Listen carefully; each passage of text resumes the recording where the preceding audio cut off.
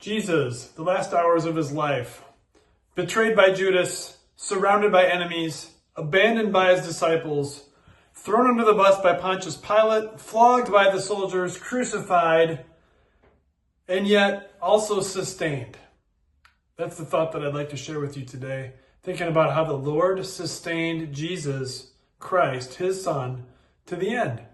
Think about these words from Psalm 3, written by King David at a time when he needed to be sustained, and how they are true not only of David or of any Christian in trouble, but also of Jesus on the cross.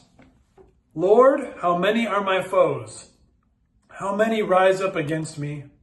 Many are saying of me, God will not deliver him. But you, Lord, are a shield around me, my glory, the one who lifts my head high. I call out to the Lord, and he answers me from his holy mountain. I lie down and sleep. I wake again because the Lord sustains me. I will not fear, though tens of thousands assail me on every side. When we pray, but deliver us from evil, we are praying, Lord, deliver me from evil when and where it touches my life. And then ultimately deliver me from evil when you call me out of this life to my heavenly home. During the last hours of his life, it sure seemed like Jesus would not be delivered, didn't it? As the enemies surrounded him, as Judas betrayed him, and everything just seemed to fall apart, one thing after the next. Jesus was praying to God, and it seemed like God was saying no, and yet the truth is God was saying yes. He is saying, yes, my son.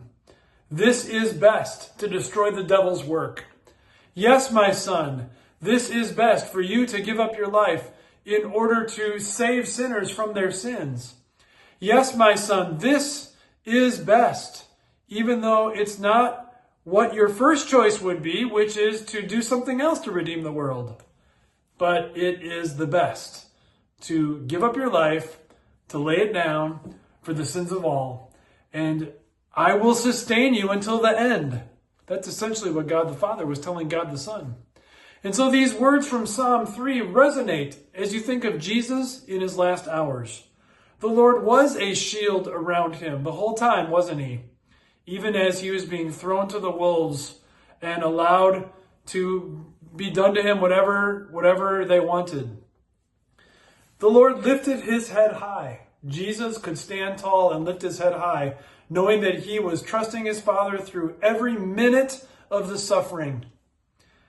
Jesus called out to the Lord, and his prayers were answered from the Lord's holy mountain. His will was done to destroy the devil's work and to strengthen and sustain Jesus in the process. Jesus was sustained by the Lord. He need not fear, even though tens of thousands assailed him on every side. Just think of that. Tens of thousands in front of me. Tens of thousands behind me. Tens of thousands to my left. Tens of thousands to my right. Tens of thousands above me. Tens of thousands below me. Everywhere Jesus looked, he found enemies and reasons to be afraid. Reasons that he was assailed and lonely. And yet, he need not fear because the Lord would sustain him even through that. One God with promises that never fail is far stronger, more comforting, and wise, and victorious than any number of enemies the devil could dream up. And so as we think about Jesus surrounded on the cross, we also think of ourselves surrounded all the time, even though there's trouble all around. Even when we feel like there's tens of thousands around us all the time, more and more getting closer and closer as the days go by. Yet we too, like David and like Jesus, can pray, I will not fear though tens of thousands assail me on every side, because the Lord sustains me. Always has, always will. He is going to deliver me from evil in one way or the other. He will either bring me relief from this issue in his time and way, or he will call me home to heaven. What a gift for us that the Lord sustained Jesus to the end.